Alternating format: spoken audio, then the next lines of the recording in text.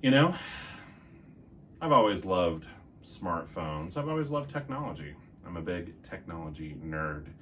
And right now, during the COVID-19 crisis, lots of kids are using lots of technology all the livelong day. And technology gets blamed for a lot of things and it causes a lot of drama. And I'm sure that right now is no exception to that rule, but it need not be that way.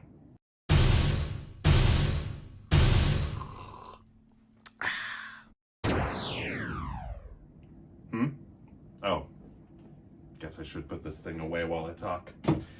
So, hello out there. This is Dr. Brett Pierce, child psychologist, coming at you with another video aimed at helping folks deal with the quarantine 2020 situation.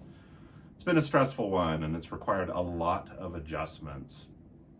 I've been meaning for a long time to make a video about screen time in general because there's a lot of nonsense to go around when it comes to screen time, and yet at the same time it's also a very important topic.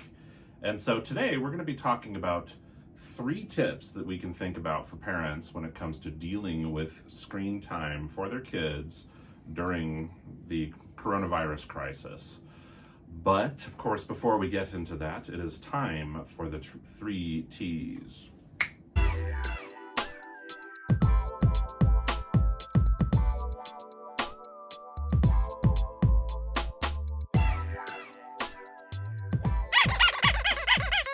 So, what are the 3 T's for today? Well, the tea, which is, the drink tea, this is Tower of London tea by Harney & Sons.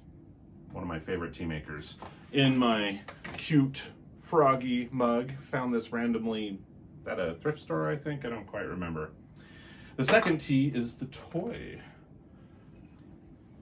And I got this one for Easter. Yeah, I know, real mature, right? But it's like a cute little metal praying mantis. I don't know if it's meant to be out in the garden or whatever, but for now, it's living in my office. And finally, the third T, which is to say, the talk. Folks, let's talk about screen time during the quarantine. So, the 3 tips are going to be as follows. First of all, I think we all, including kids, need to make exceptions to this for right now. Probably to the tune of kids need more screen time or could be allowed more screen time than we normally might allow them. And we'll talk more about that in a second. The second tip is going to be that we don't ever want to use screen time or other things that are big and important and really highly valued as a giveth and taketh away kind of thing. And we'll explain more about that. So the second tip is going to be about how don't just try to use the screen time as a behavior management strategy. And I promise you, I'll do my best to persuade you around to my, side of thinking in that regard. And finally, the third tip, and you'll have to forgive me for this one, I guess, but the third tip is about try not to blame too much of your kids' behavior difficulties on screen time, because that's one I run into a lot, where there's a lot of folks wanting to charge screen time with all this tremendous power.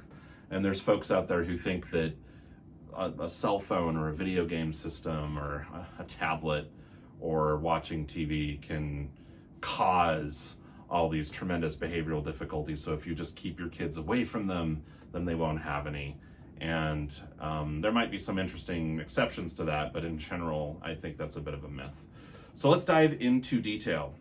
So the reality is, folks, that kids are home from school, parents are home with their kids. Kids need to be on the computer all day long for school, and then once they're done with that, they want to play. And very often in the modern age, that means to hang out on their phones and play video games. Now, the problem is, to call phones, or in particular, just screen time is really interesting, because it's difficult to think of any aspect of my life as an adult in 2020 that doesn't have some intimate connection with this device. So Yeah, I mean, it's all screen time in some hyper technical sense, but if your kid's spending a bunch of time on their phone, there's a good chance that that involves watching videos, connecting with their friends, socializing, playing video games, reading. There's all kinds of things that they could be doing on that. And I will grant you that it's fine to call it screen time, but it also becomes kind of problematic because that's just how technology has influenced our lives. Second of all, everyone's stuck home. And I think that it's perfectly reasonable to make exceptions to how much screen time we are allowing kids for fun. I don't really know what specifically to tell you about that other than it's probably very sensible to give your kids more. So that's the first tip. Try to make an adjustment. You know, unusual times sometimes call for unusual things. You know, exceptional situations often call for exceptional stuff for us to do.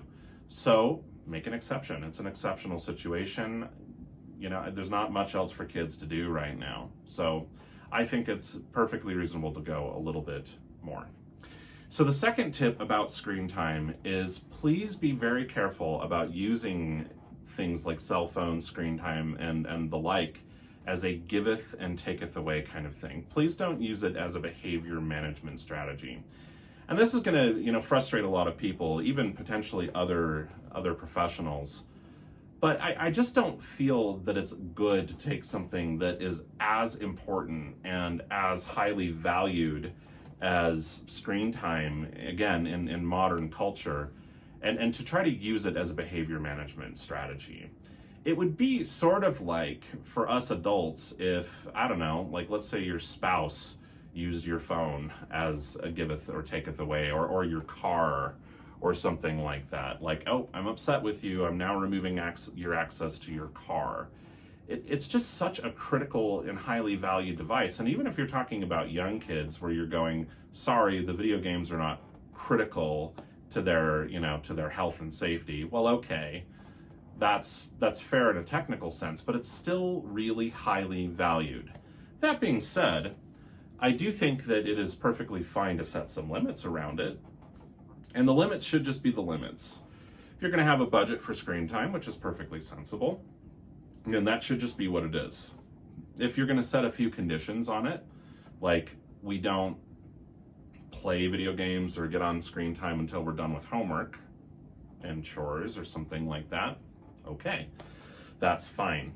But what you don't want to do is charge screen time with that much power, where it starts to get charged with a lot of drama, it gets associated with a power struggle, because that's probably really why a lot of kids struggle with behavior problems when it comes to getting and then having to give back an electronic device, is because I see a lot of parents, we got a cat cameo, everyone. Here's my cat Mecca. Apparently she approves of the topic. At any rate, what I was saying is we tend to charge things like screen time with a lot of drama, frankly, and so kids respond to that. So this is leads me to my third just kind of tip and guideline is please try to be careful about telling yourself that your kids' behavior problems are because of the screen time. And frankly, this tip could almost merit its own entire video, I mean. And so, hey, maybe we'll do that here soon. But the point is, screens and video games and things like that, they don't cause kids to have all these behavior problems. I agree that too much is too much, but it's not anything really uniquely about the video game or the electronic device. And I think that we adults sometimes have a tendency to kind of demonize things that are sort of big and popular with younger generations. I mean, you see it happen pretty much with every generation. Oh, the rock music. Oh, jazz music. Oh, television. Oh, video games. Oh, smartphones. Oh, computers.